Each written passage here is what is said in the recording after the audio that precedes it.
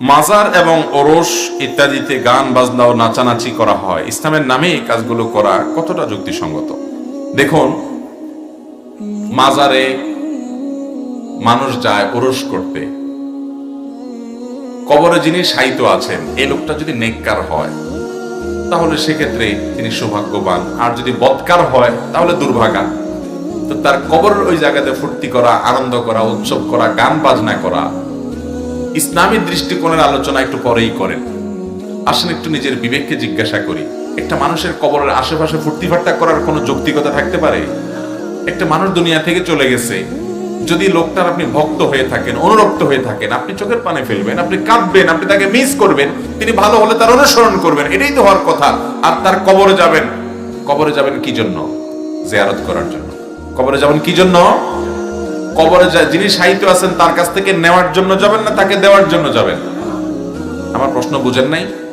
যিনি কবরে থাকেন, আমরা কবরে যাই কি তাকে কিছু দিয়ে আসার জন্য না নিয়ে আসার জন্য? কি দিয়ে আসতে যাই? দোয়া। মাশাআল্লাহ, আপনারা ভালো জানেন। মাশাআল্লাহ, কবরে যিনি শায়িত থাকেন তাকে আমরা কি দিতে যাই? সালামুন আলাইকুম দারা কওমিন মুমিনিন ইন্না ইনশাআল্লাহু বিকুম লারাহিকুন নাসআলুল্লাহ লানা ওয়া লাকুমুল আফিয়া। বিভিন্ন রকমের দোয়া হাদিসে আসছে। এই যে সালাম দেই কবরবাসীকে, আমরা তোমাদের প্রতি আল্লাহ শান্তি বর্ষণ করুন, এই দোয়া দিতে যাই নাকি নিতে যাই? কবরবাসীকে আমাদেরকে কিছু দেওয়ার ক্ষমতা আছে এখন? নাই। তাহলে আমরা দিতে যাচ্ছি। সেখানে কবরে গিয়ে আপনি সন্তান আশা করছেন, ব্যবসার উন্নতি আশা করছেন, রাজনীতির ভালো কিছু আশা করছেন, আপনার বিপদ আপদ দূর হোক সেটা চাচ্ছেন। এটা কেমন কথা রে ভাই?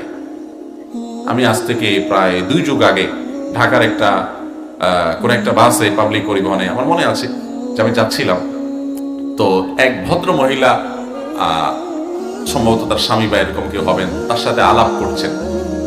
মামলা মোকদ্দমা জর্জরিত, বিভিন্ন রকমের পেরেশানি। তো এটা দূর হওয়ার জন্য ওই যে হাইকোর্টের পাশে মনে করে মাজার টাজার আছে মনে হয় না ঢাকা, হ্যাঁ, বলো যে মাজারে কিছু টাকা দিতে হবে। সবই তো দেখলাম, শেষ সম্বল, শেষ ভরসা মাজারওয়ালা যদি কিছু করতে পারে, ইমান থাকবে? ভাইরা আমার, এরকম বহু মানুষ আছেন। এই জন্য একটা জিনিস আপনারা খেয়াল করেন, বেশিরভাগ মাজার টাজার দেখবেন রাস্তার আশেপাশে। ব্যাপার কি? কারণ রাস্তা থেকে দান পাইতে সহজ হয়। খেয়াল করছেন? আপনার ঢাকা চট্টগ্রাম মহাসড়কের আশেপাশে বহুত মাজার আছে, দেখবেন অমুক শাহ মাজার, তমুক শাহ মাজার, বদনা শাহ মাজার, চাইল্ডাল শাহ মাজার, মাজারের কোনো শেষ নাই। এক মাজারের গল্প শুনছি যে কোন এক লোক বাজারে সুপারি বিক্রি করতে যাচ্ছে, তো সুপারির ঝুড়ি মাথার উপরে, অনেক দূর হেঁটে আসছে, বাজারে এখনো আরো দূর আছে। একটা বট গাছের নিচে বেচারা সুপারির ঝুড়িটা রেখে একটু রেস্ট করতে বসছে। অনেক সময় এরকম হয় না বাজারে যারা যায়? তো বসছে, আর কোন এক ফাঁকে একটা বা দুইটা সুপারি পড়ে গেছে আর কি, তার মাথার উপরে শেওড়া থেকে বা টুকরি থেকে ওইটা পড়ে গেছে। আর দেখলো যে আরে ওখানে কুকুর না কিসে পায়খানা করছে, ওইটার উপরে পড়ছে। তো লোকটা রুচিসম্মত মানুষ, যে এই সুপারি আমি হাত দেবো, আরেকজনকে বিক্রি করবো, থাক, আর উঠালো না, সেভাবে ওইটা রেখে চলে গেছে।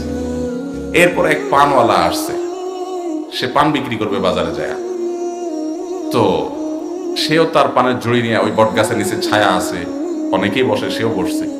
তো বসার পর খেয়াল করলে, আরে এখানে এত সুন্দর, কোনো ত্রুটি নাই, করে ফ্রেশ দুইটা সুপারি পড়ে আছে। সে সুপারির নিচে আর ময়লার দিকে খেয়াল করে না। সে চিন্তা করছে, খাইছি রে, সুপারি এলার বেচা কিনা ভালো এই জন্য হয়, তাহলে এখানে সে সুপারি দিয়ে যায়, এখানে কিছু একটা হয় দিলে মনে হয়। সে কয়েকটা পান থইল এটার উপরে, থুয়ে সে চলে গেছে। এরপরে আসছে আরেকজন, সে আইসা চিন্তা করলো, পান দেখা যাচ্ছে, পানের তলে আবার সুপারিও দেখা যাচ্ছে, এগুলা ব্যবসা যে জমজতে যাক, আমিও ব্যবসা একটা রাস্তা পাইছি। সে এখানে লাল কাপড় টাপড় দিয়া ওইটার নাম পান সুপারির মাজার দিয়া দিচ্ছে। পান সুপারি শাহ রহমতুল্লাহ আলাইহির মাজার দিয়ে যান, অনেক কিছু পাবেন। এইভাবে ঈমান এদেশ থেকে হরণ করা হয় মানুষের। আল্লাহ তাআলা আমাদেরকে হেদায়েত দান করুন। ভাইরা আমার, এই সমস্ত কবরে ওরস করা, ফুর্তি করা, তামাশা করা, নাচ গান করা ইসলামের দৃষ্টিকোণ তো বটেই। আপনার সুস্থ বিবেককে জিজ্ঞাসা করলে বলবেন যে একটা মানুষের কবরে এটা নাচানাচি ফুর্তি করার জায়গা হতে পারে? আমরা ওখানে যাব তার দোয়া দেওয়ার জন্য, তাকে সালাম দিয়ে আসার জন্য, শিক্ষা গ্রহণ করার জন্য, ফাইন্নাহা তুযাক্কিরুকুমুল আখিরা, যে আমাকে একদিন চলে যেতে হবে, এটার জন্য। ওখানে তার কাছ থেকে কিছু পাওয়ারও আশা নাই, সেখানে ফুর্তি করারও কোনো কারণ থাকতে পারে না। ভাইরা আমার, মাজারে টাকা পয়সা দেন কাকে? যিনি শুয়ে আছেন ওই কবরে, ওই আল্লাহর বান্দা যদি নেককার হয়, অনেক মাজারে যারা শায়িত আছেন তারা নেককার থাকেন, পরবর্তীতে বদকাররা সেটাকে মাজার বানাইছে, পূজা করে। ধরেন তিনি নেককার মানুষ, আল্লাহওয়ালা ভালো মানুষ ছিলেন, এখন সেই লোকটা দুনিয়া থেকে চলে গেছেন। এখন আপনি এই লোকটাকে অনুসরণ করবেন। যদি আপনার মনে চায় ইস উনি একজন নেককার মানুষ ছিলেন, কিছু টাকা পয়সা তারা দিতে পারতাম, তাহলে ওই মাজারে দিয়ে গেলে কি উনি পাবে? কথার উত্তর দেন, উনি পাবে? কে পাবে? ওই যে পান সুপারির মাজার বানান না টাউট, ওই রকম কিছু টাউট লোকজন পাবে, ঠিক না ভাই? ঠিক।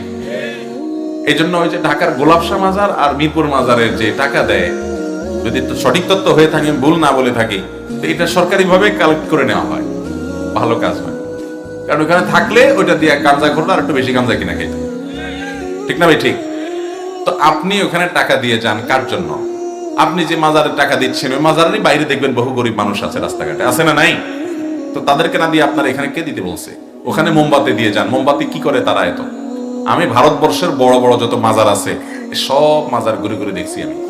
আপনি নিজামুদ্দিন আউলিয়ার মাজার বলবেন, তারপরে আরো যত বলেন দিল্লির বিভিন্ন জায়গার, আমি ঘুরে ঘুরে আমার অনেক কষ্টের টাকা ঘুরে ঘুরে এসব মাজার দেখছিলাম যে মানুষ কি করে। আমার কাছে অবাক লাগছে যে এত মোমবাতি দেয়, মোমবাতি এগুলা রাত দিন 24 ঘন্টা চালালে শেষ হবে না। যায় কই এগুলা? বুঝেন না যায় কই? এগুলা যেখান থেকে আসে ওখানেই আবার। আল্লাহ তাআলা আমাদেরকে বিবেকগুলো যেন খুলে সেই তৌফিক দান করুন। অতএব মাজারে এই সমস্ত তামাশা করা শরীয়ত সম্মত না, এগুলো হারাম কাজ, গুনাহ কাজ, নাজায়েজ কাজ। এবং মাজার কেন্দ্রিক যে শিরক আছে, এই শিরকগুলো আমাদের ঈমানকে হরণ করে নিয়ে যাচ্ছে। এখনো আমাদের দেশে বহু মানুষ আছে সন্তান হয় না মাজারে মানত করে, সন্তান ব্যবসা বাণিজ্য ভালো হয় না মাজারে যায়, হ্যাঁ, এবং বাস রিজার্ভ করে সিলেটের শাহজালাল শাহপুরানের মাজারে যায়, আছে না নাই?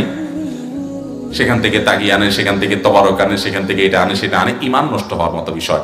ঈমানদার যা কিছু চাইবে সব কার কাছে চাইবে? কোন ভাই আবার মিডিয়ার দরকার আছে? আমরা নামাজের প্রত্যেক রাকাতে বলি ইয়াকা না'বুদু ওয়া ইয়াকা, আল্লাহ আপনারই ইবাদত করি, আপনার কাছেই সাহায্য চাই। তাহলে সাহায্য আল্লাহর কাছেই চাইতে হবে, কোন মাজারওয়ালার কাছে। আরে মাজারওয়ালা নিজেও গোলাম কার? আপনি গোলামের কাছে চাবেন কেন? মালিকের কাছে চাইতে পারলে এর চেয়ে বড় হতভাগ্য আর কিছু আছে?